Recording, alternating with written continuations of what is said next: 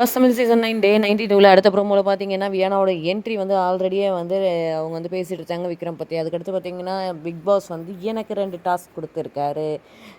அது என்ன பார்த்தீங்க அப்டின்னா, அதாவது நான் இந்த வீட்ல இருக்க ஹவுஸ்மேட்ஸ உட்கார வச்சு அவங்க வந்து யாராவது 2 பேர வந்து வீட்டை விட்டு என் கூட வர்றதுக்கு அவங்க பேர சொல்லணும். அப்படி யாரும் பண்ணாத பட்சத்தில ராத்திரி போம்போது நான் 2 பேர கூட்டிட்டு போயிடுவேன் என் கூட.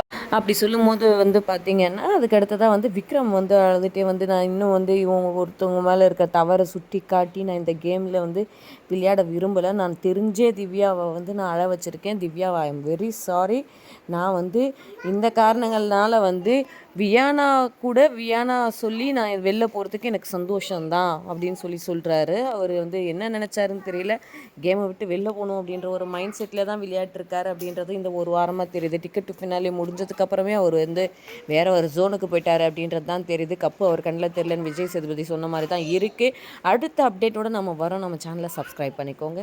Thank you.